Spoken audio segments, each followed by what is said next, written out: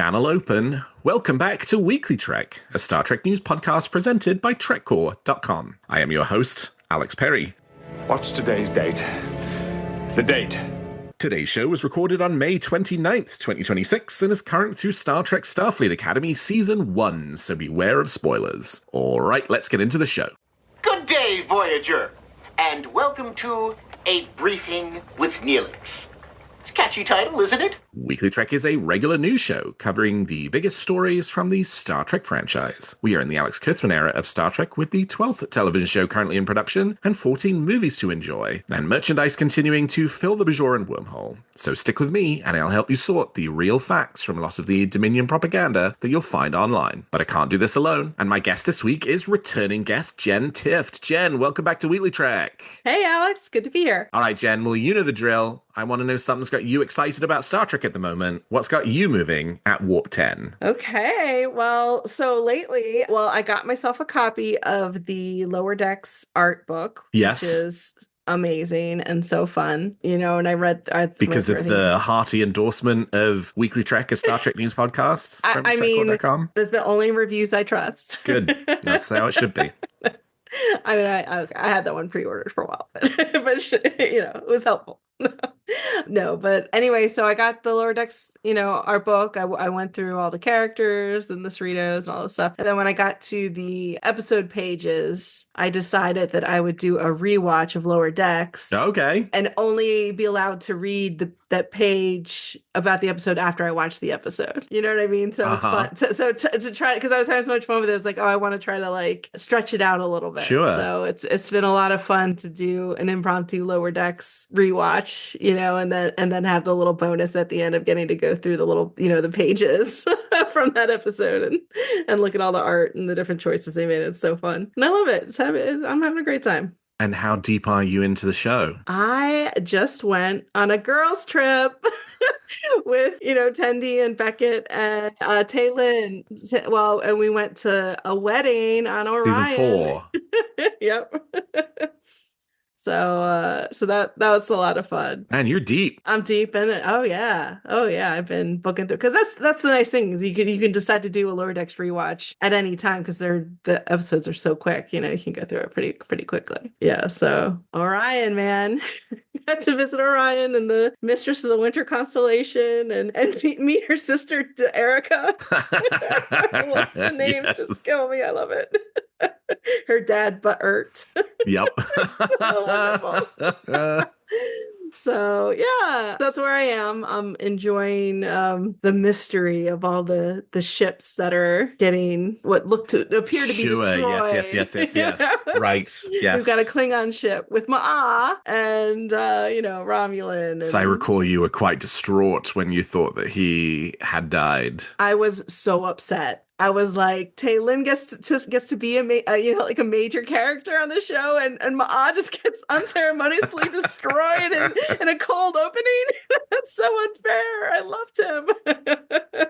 Little did I know what wonders lay before me. Yes, indeed. Fake out misdirect. Yes.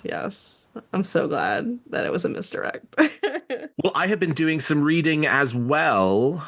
I was just on vacation and finally allowed me to read through the stack of Star Trek novels that has been growing on my bedside table for the last probably 2 years.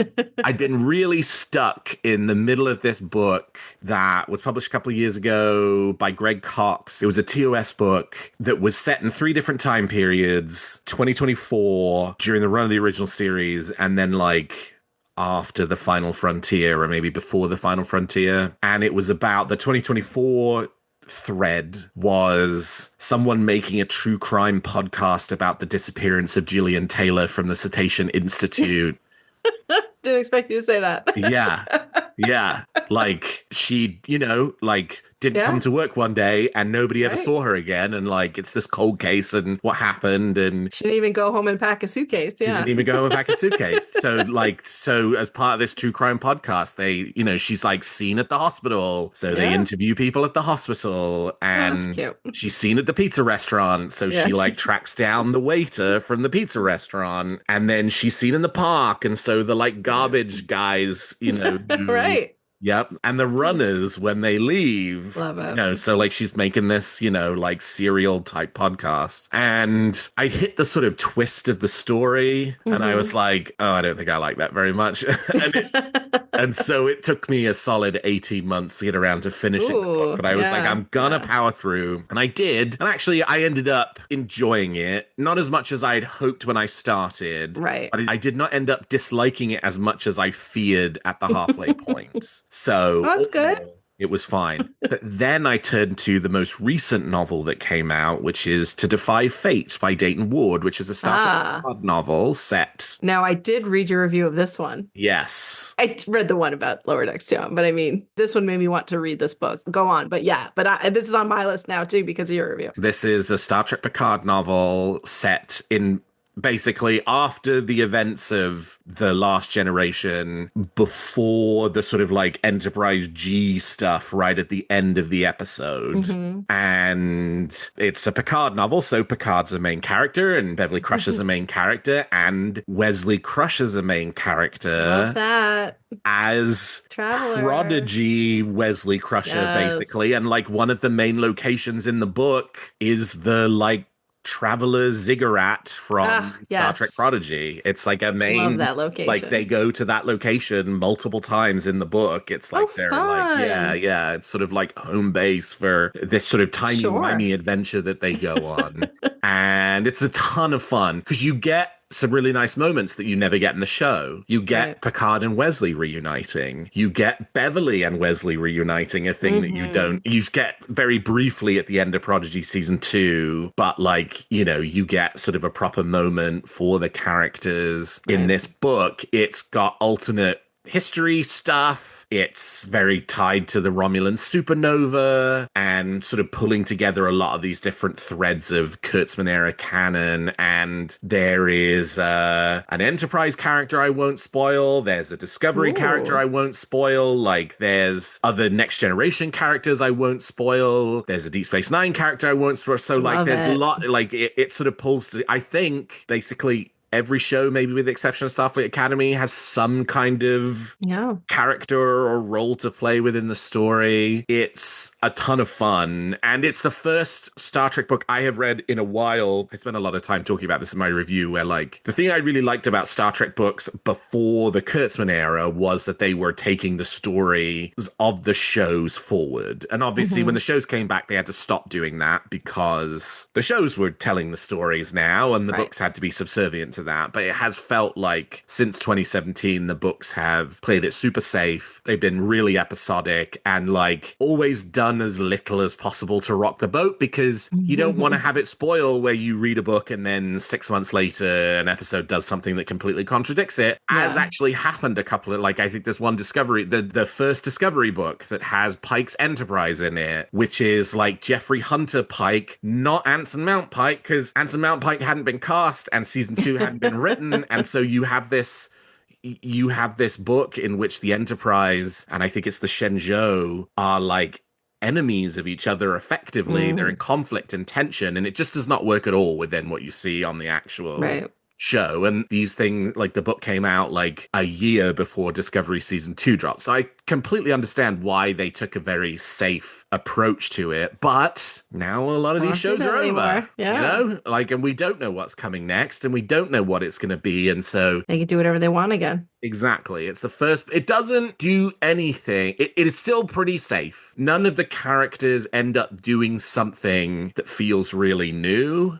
Hmm. right? Like they're all still maneuvering into positions that you sort of saw them on the show, or very much in positions that you saw them on the show. So it's not like it changes the dynamics of any of these characters all that much. But that was one of the, like bringing together characters from multiple different shows and having them interact is still something that Star Trek books haven't done in a while, but they used to do it all the time, and I really liked Yeah. when they did it. And so this is the first book in a long time that kind of gave me the feeling of the way the books used to be, and sort of rekindled some of my sort of love for that way of telling Star Trek stories. Yeah, that sounds great. It's on my list now for sure.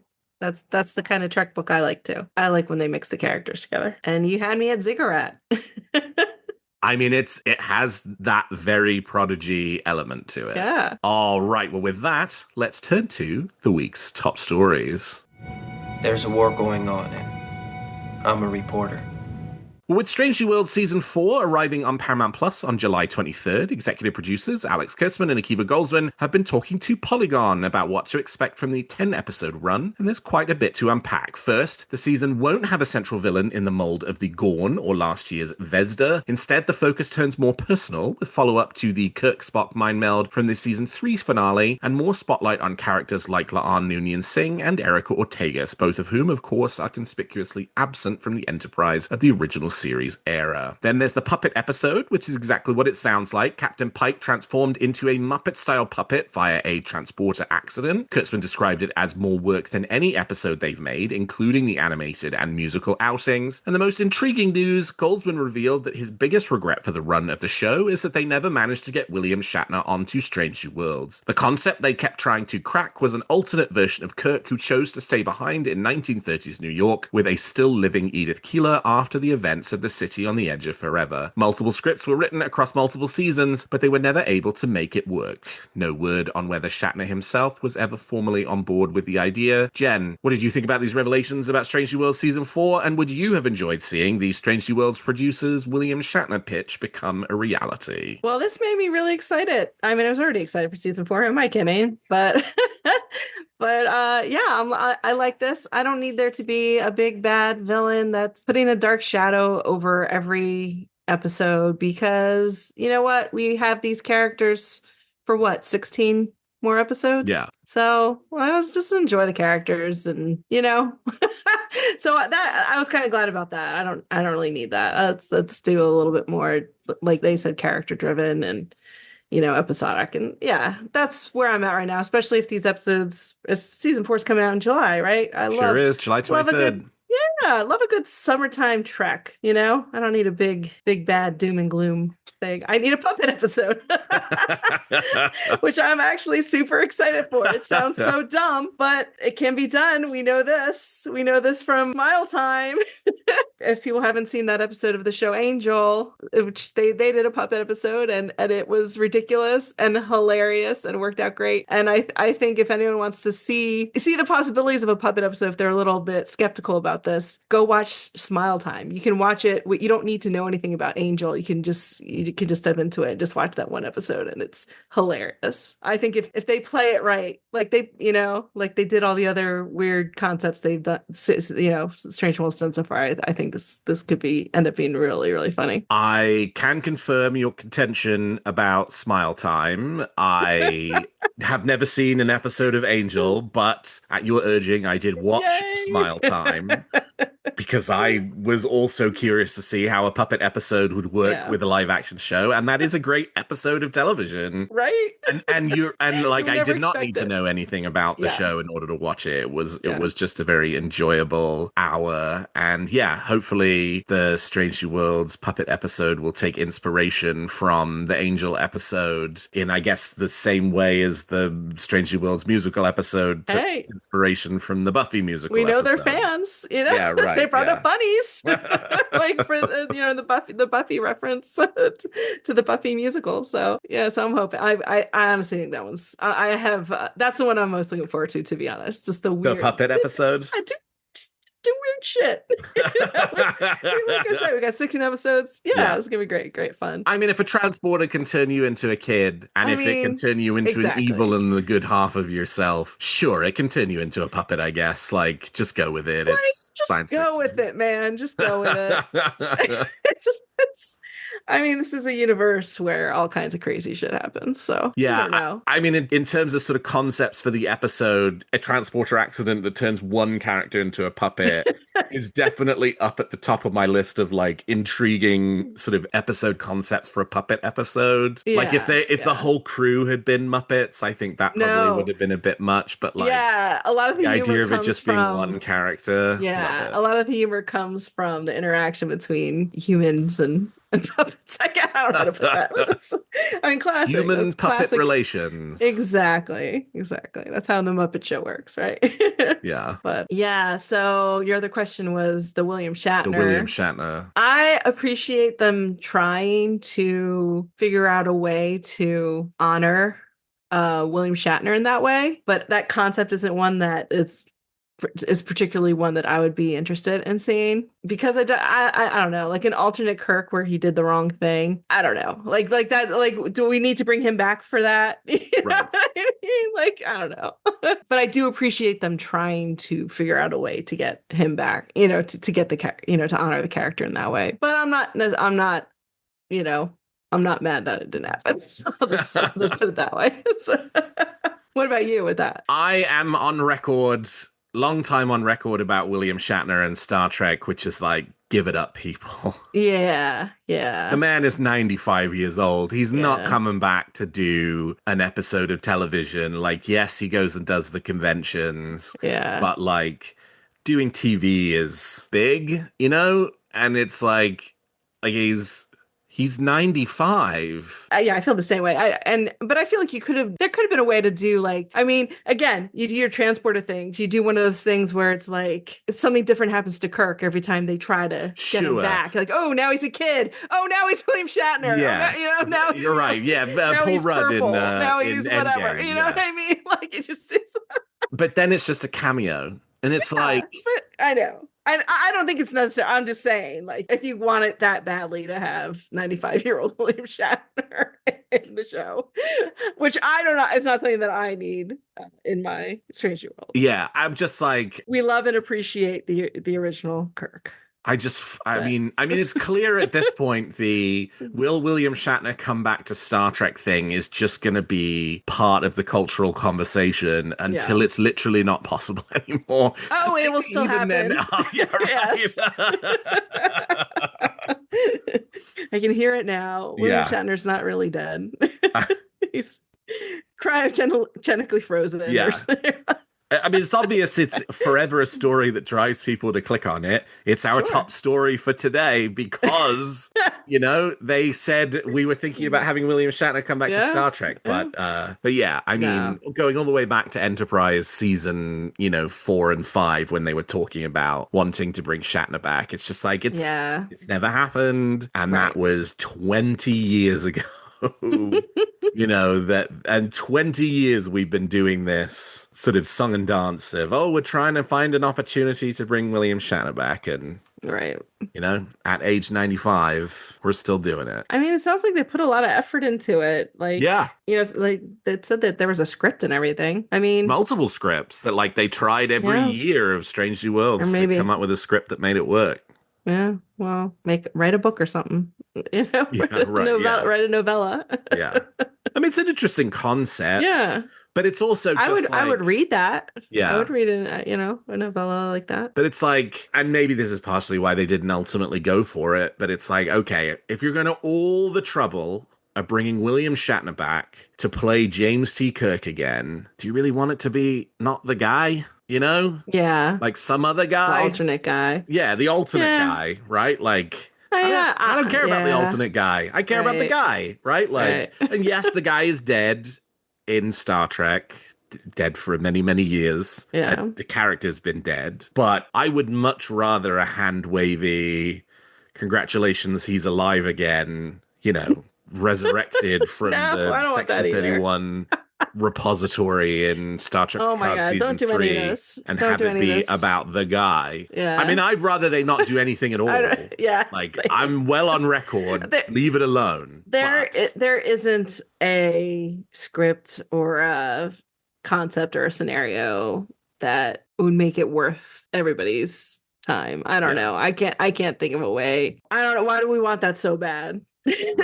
Not we, but in the general we. I think it is because Kirk's a legend, and he's the OG, and the OG. I get that he's the OG. He's an absolute powerhouse of a man. Like, I'm a Kirk girl. This is known. I'm a Kirk girl, but I don't know. All good things. Yeah. Let the man rest. I mean, not like Not No, no, not no, rest, no, no. rest. Right, right, May right. that be He doesn't many need years to away, work. but He's like, like, yeah, yeah, like let him enjoy go retirement. relax. Yeah, Yeah. let me put it that way.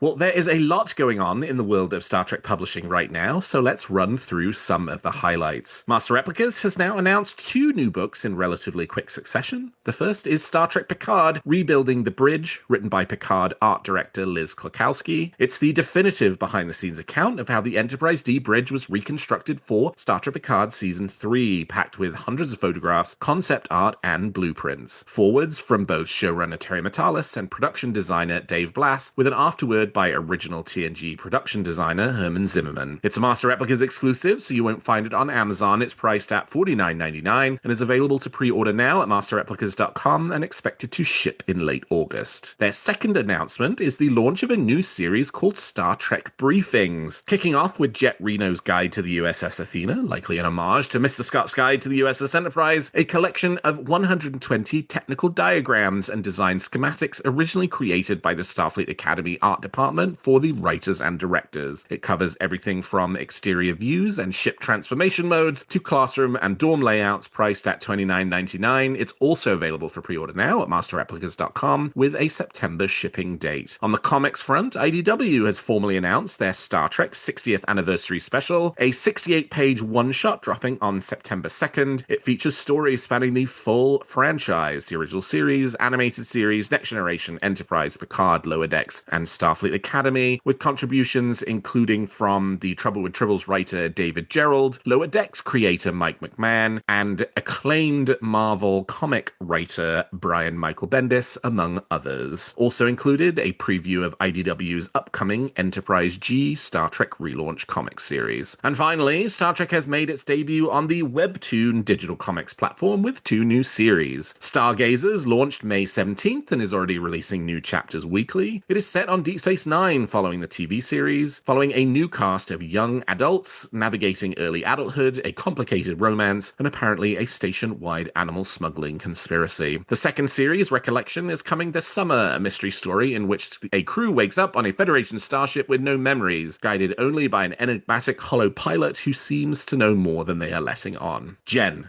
will you be picking up any of these new Star Trek books and comics? Yeah, I'm too old to know what a webtoon is. Yeah. I'm not the target audience for whatever that is. Yeah. But I'll definitely be I'm really looking forward to that one-shot comic. A shout out to my comic dealer, Mike Rittenhouse of 5-Year Mission, proprietor of Hero House Comics. I'm definitely that's in my pool pile for sure. I'm also a very big fan of Scotty's Guide to the Enterprise, so I'm definitely picking up that Jet Reno book. I love the Athena so much, and that's right up my alley, so I'll be picking that one up too. Yeah, I've enjoyed the IDW kind of one-shot like ones they've done, because they've done a few in the past for various different milestones that they've reached. Super exciting. They're doing 60th anniversary. Yeah. Wonderful that Mike McMahon's doing a Lower Decks comic. That's very cool. Cool that David Gerrold's doing another TOS tale. Been a long time since David Gerrold's done an official Star Trek story. I'm actually intrigued for Brian Michael Bendis as well, who's written a lot of Avengers comics, a lot of X-Men comics, and sort of all the like Daredevil stuff from the recent shows is largely him and the stories that he wrote. So I'm fascinated to see what a Star Trek story from Brian Michael Bendis looks like. And then the 2 Master Replicas reference books are really intriguing to me. The Star Trek Next Generation bridge is my favorite set of all time. Like, it's home. Yeah, like if you ask me to describe my brain as a location, the bridge of the Enterprise D is That's that location. So funny. Yeah, like beige and carpet on the walls. And what would yours be? Oh, it's the engineering set for Enterprise, the 5-year. I'm sorry, the Warp 5 engine set. Guessed correctly. I don't know what that says about me. Yeah, so I'm super excited for that. And I'm also excited for the Starfleet Academy one, right? Like the fact that there exists this. Right. I mean, the fact that production created enough material, because when I first saw the announcement for the book, I was just like, yep, click the pre-order. Like, I don't even have to read the text. That sounds good to me. Pre-order. Yeah, that's me with the Jet Reno one.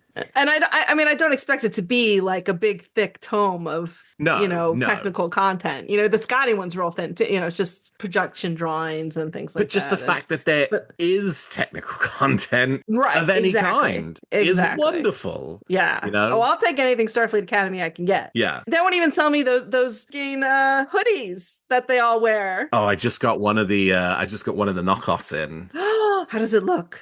It's okay. It'll be fine for the photo ops. It wasn't. Yeah. Oh, yeah. That's right. You like to. I need something for coordinate with your photo my ops. STLV photo ops, and it's That's right. That's right. only 2.5 months away now. In fact, not funny. even 2 months. Wow. Yeah. Well, they're not selling me an official one of those for some reason, which makes no sense because it looks like because remember we saw the disco shirt when the disco shirts came out, and I was like, oh, they're just trying to sell us stuff. Right. And they were. And it was fantastic. I'm like, yes, I will buy a disco shirt. Sinker, that's amazing. Thank you. Thank you for selling me that. And that's what it seemed like they're doing, the way they wear those hoodies like all the time. Like it's just like it's a thing. And I assumed that's what they were trying to do again. And I'm like, yes, please sell it to me. Yeah.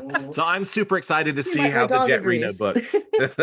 I'm super excited to see how the Jet Reno book turns out. And I'd be, are sort of pitching this as, hey, if we sell enough of these, we'll do other ones. So I'm very curious to see what else they come up with. Absolutely. Well, Hallmark has unveiled its 5 Star Trek keepsake ornaments for 2026, and this year's lineup covers a solid spread of the franchise. 3 of the 5 are ship ornaments: the TOS Shuttlecraft Galileo with sound at $42.99, recreating the line's very first entry with the iconic Leonard Nimoy audio clip to celebrate the 60th anniversary, the Lower Decks USS Cerritos at $33.99, and the Picard USS Enterprise G as a metal ornament at $42.99. All 3 go on sale July 11th. The character ornament this year is Strange New Worlds nurse Christine Chapel at $23.99. She won't be available until October 10th, which is the same as the 5th ornament, which is one of the more unexpected things Hallmark has ever produced: the Space Serpent Attack, depicting Spock locked in combat with a 3-headed snake. This one isn't actually from any episode. It's inspired by a 1972 AMT model kit that will retail for $36.99. All ornaments come in illustrated Star Trek branded boxes and will be available online and at Hallmark Gold Crown stores later this year. Jen, will you be picking up any of this year's Hallmark ornaments? Dude, that serpent one is such a deep cut that I feel like a deep cut. I feel like I want to buy it just to like reward them for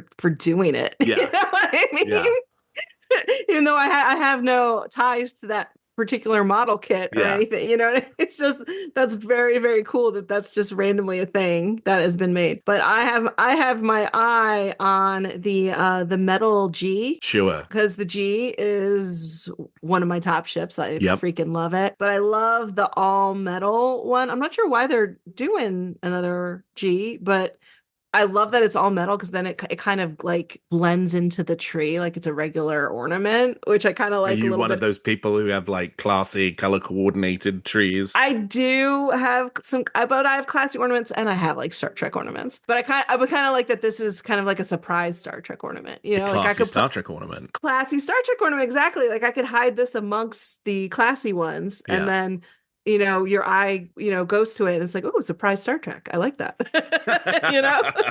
Yeah. So I'm definitely picking up that one. That's really cool. Yeah. I mean, they're all pretty. I mean, who wouldn't want a Cerritos on their tree? What the heck? Chapel, she's great. I love them redoing the Galileo because, as I said around Christmas this past year, I really love the ornaments they've done that have the like little audio clips in them, and it's so great. The Leonard Nimoy Galileo one, for which there's that great Hallmark commercial, I'll take it's so good. Yeah. It has the little audio clip of him saying, Enterprise Shuttlecraft Galileo here, happy holidays.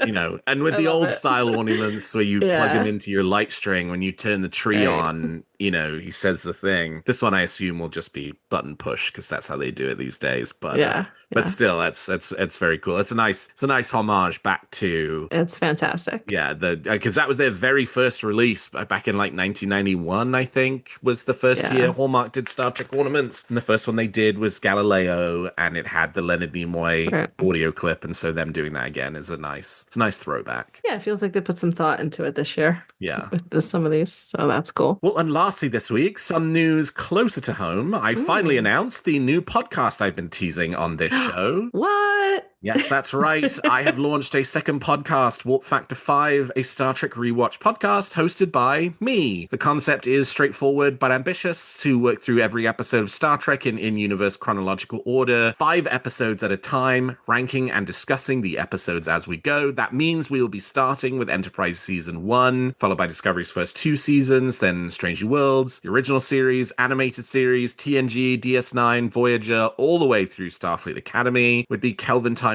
short treks, and TNG movies slotted in along the way. Each episode will feature ratings between warp factors 1 and 5 for each episode, discussion as a 5 episodes as a comparative block, picks for the best series regular, best guest performance, best production design element, best quiet moment, and best loud moment across the 5 episodes, and a conversation about how the episodes connect to the larger Star Trek narrative. I'm interested in also hearing your ratings, so I'll be collecting listener ratings for each of the episodes, and at the end of each season, I will compile all those together and give you the definitive ranking for the episodes that season, alongside your picks for best series regular, etc., etc. The first episode will debut Thursday, June 18th, covering the first 5 episodes of Star Trek Enterprise Season 1. Warp Factor 5 is available to subscribe now on Apple Podcasts, Spotify, YouTube, bunch of other places. Click the link in the show notes and it'll take you to at least those 3, but whatever podcast platform you use, search Warp Factor 5, and at this point, you should be able to find it. Jen, I will spoil the fact that you have actually already recorded an episode of Warp Factor 5 with me. I Yes, you have, covering 5 episodes of Star Trek Enterprise Season 1. Curious for your reaction to the experience of doing the show, and I would invite you to say nice things about it. Well, it was a joy to be on. Thank you. No, yes. Okay. It's great. I'm Venmoing you your $25 right now. My shill money. Actually, a cheap date. Yes. No, it's a really fun concept. It's a fun way to break it down. I mean, with over 900 episodes of Star Trek, how are you gonna, make that organize it coherently, especially if you want to do these rankings, which are it's super fun to rank things, right? We know this. I love doing the 5 episodes at a time. It's fun to get into a whole bunch of different discussions about the way you break it down. And so we talk about, best guest star performance, best regular performance, loud moment, quiet moment, it's fun to think about episodes in different ways like that. And you get to talk about some aspects of first of all, episodes of Trek that normally you don't get to talk about because they're in the parlay of Trek ranks mediocre or worse. And sometimes worse. Yeah, and sometimes worse, exactly. Tomorrow I am recording a stretch of season 2 episodes that is abysmal. Oh, abysmal. You gotta love it. Talking about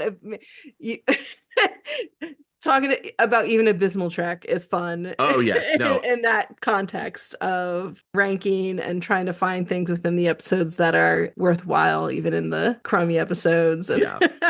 I'm very much looking forward to my recording of episode 8 of Warp Factor 5, which will cover Enterprise Season 2 episodes Marauders, the 7th, the Communicator, Singularity, and Vanishing Point. Oh no, I'm so sorry.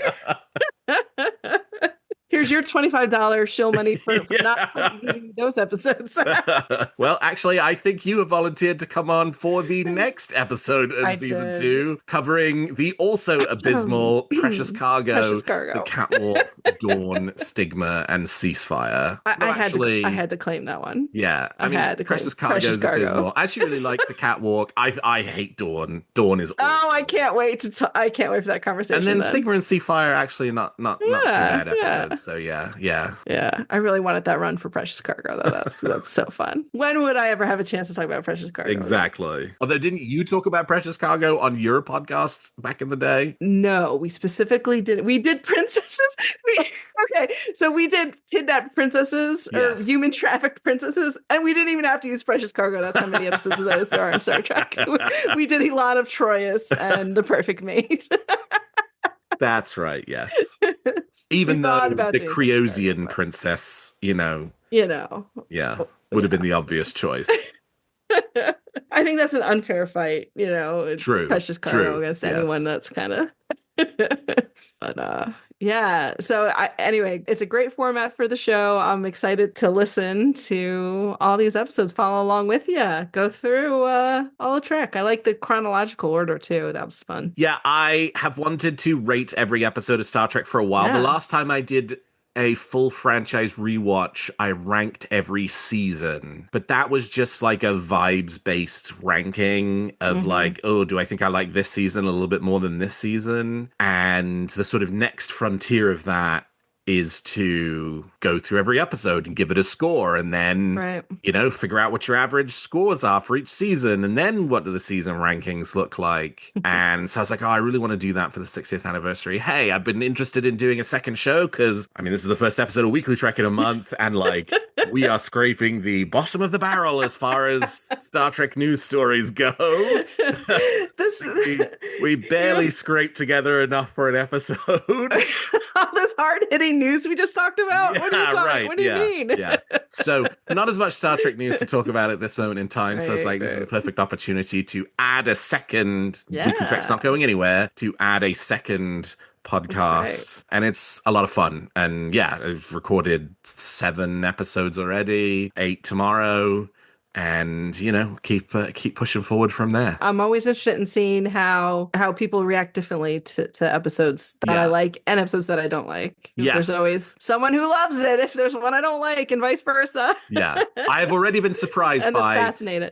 people rating much higher episodes than I would have rated, and also Yeah. people rating episodes much lower than I would have rated. And Yeah, that's when it's fun because, Right.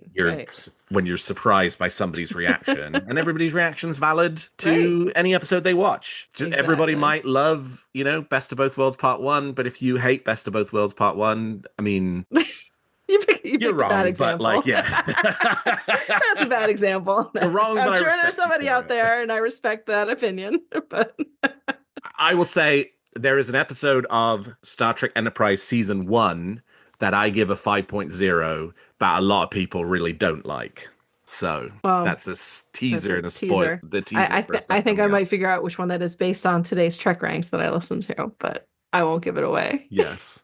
Because there was a mention of it. For the record, I do not think that episode's a 5.0, but I don't think it's as poor as Morehouse.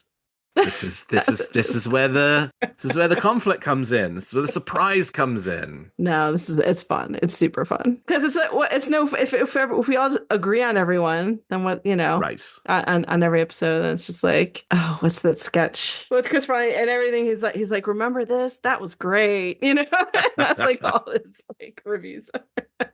Yeah, it's a lot more fun if people whose opinions that you respect disagree with you, and then it's really fun to learn and grow and change your mind. Most likely not change your mind, but at least you can see things from a different point of view, which is always something that we all could use.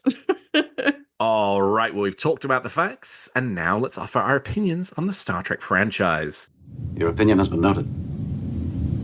Anything further? So as we transition from the news section to the opinion section, each week my guest and I will give you a Star Trek opinion, wish, or theory we're nurturing that week about any aspect of the Star Trek franchise we want to opine on. So Jen, let's hear it. What's your big Star Trek opinion for this week? Okay, so last time I was on, my opinion was from a Star Trek group chat that I'm in.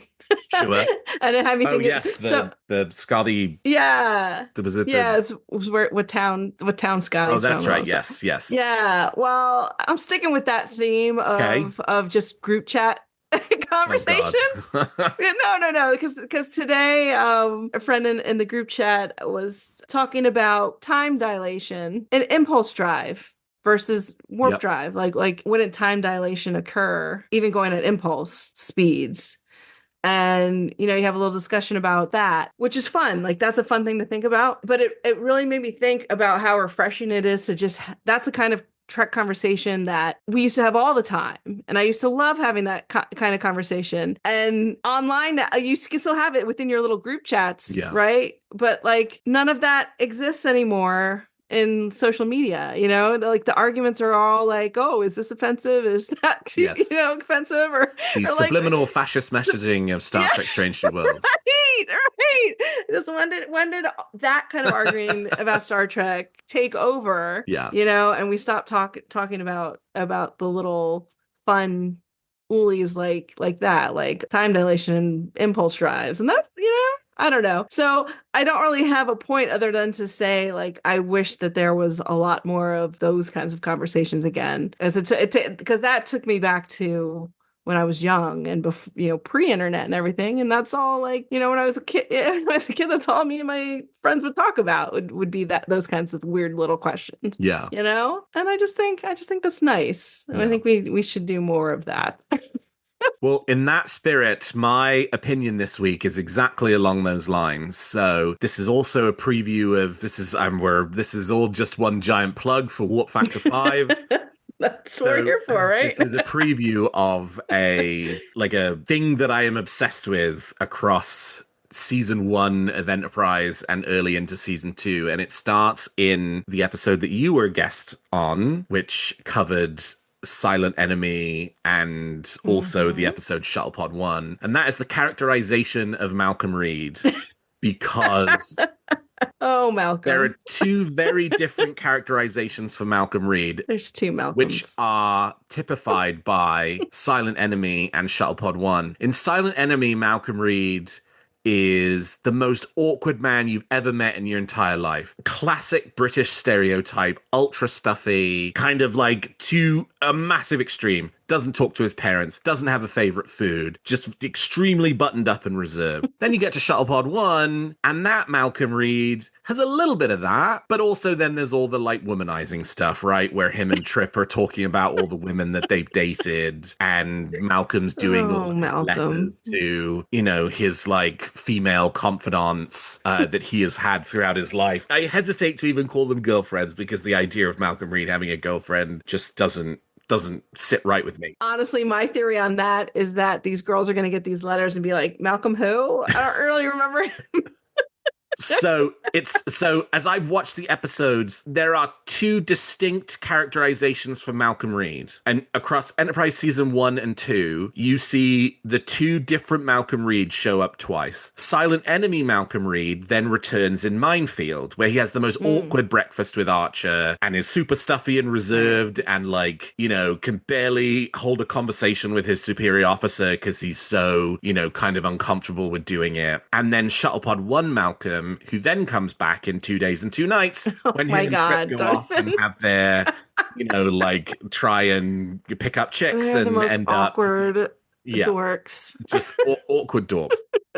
And so I'm having I see what you're saying. Yeah, I'm having a really tough time reconciling these two men being the same. So what I've decided is that actually Malcolm Reed gets beamed in a really early episode of Enterprise season 1. And so my theory is that an enemy within situation happened. Malcolm Reed was split into two people, the Silent Enemy and Minefield Malcolm Reed and the Shuttlepod 1 2 days and 2 nights Malcolm Reed. And Starfleet, with this brand new technology that's installing on starships, is so embarrassed that this transporter accident has happened, they're covering it up. And so these two Malcolm Reeds are existing on Enterprise, and everybone's under orders to treat them like they're one person, but really they're two people. And Shuttlepod 1 Malcolm Reed is the one who's friends with Trip Tucker, but not Silent Enemy Minefield Malcolm Reed. They're not particularly friends at all. Right. And so the way to think about it is Silent Enemy and Minefield Malcolm Reed is a huge dork who's never touched a woman,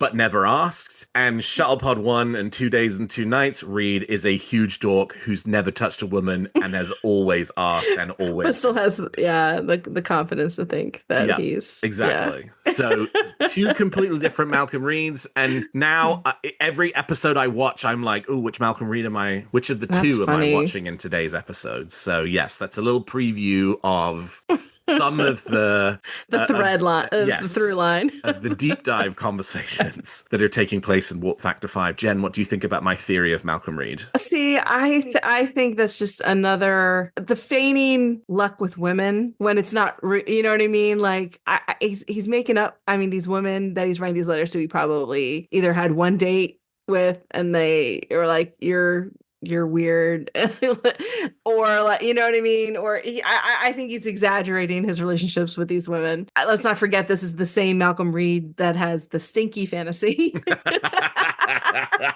which even in your fantasy, you're just a dork loser Yeah, who's yeah. wants to be called Stinky and thinks that's funny, like in his fantasy, he's not like James Bond or whatever. Right. He's just like, I don't know. So I don't think it's that much of a stretch, because 2 days and 2 nights, I mean, they're looking for women. They want women, but they're not like, They're not very successful at it. They don't have they've got no game. Yeah. They've got no game. So either version of Malcolm Reed doesn't have any game, is my theory. But it's true. Yes. I mean, I very much agree with you on that. But it's funny too, because now that you mentioned that, the buttoned up Reed, that's like the stereotypical British lack of, I feel so bad saying this to you, a British man. That's like, but like the lack of personality that he has, Lay it on thick, Jen. It's a harmful stereotype. Yeah. I know this. I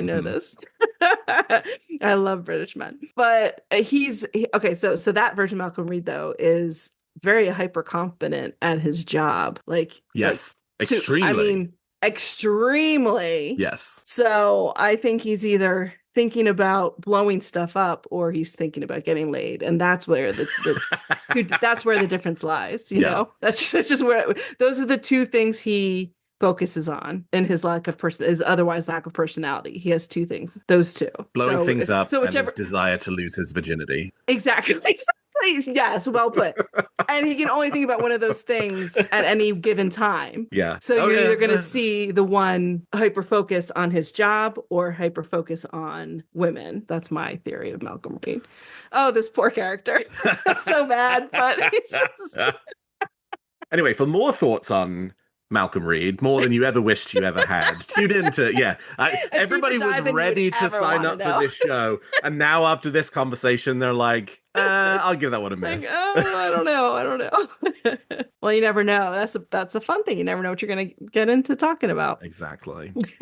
Do you have an opinion, theory, or wish about Star Trek that you'd like to share? Email them to me at weeklytrek@trekcore.com, and I might feature your thoughts in a future episode. Well, that's all the time we've got for this episode of Weekly Trek. Thank you so much to my guest, Jenn Tifft, for joining me today. Jen, how can people contact you if they want to continue the conversation? You can find me on Blue Sky at EdaQuarks. And you can find this show on X at Weekly Trek, and me at Alexander T. Perry on X, and at Alex T. Perry on Blue Sky, Threads, and everywhere else. And if you enjoy the show, please consider leaving us a 5-star review on your podcast player of choice. And for all your Star Trek news needs, in addition to our extensive media archives of all things Star Trek, I hope you will keep your senses locked to TrekCore.com. Well, thank you, Jen. Thank you to all of my listeners. And until next week, live long and prosper.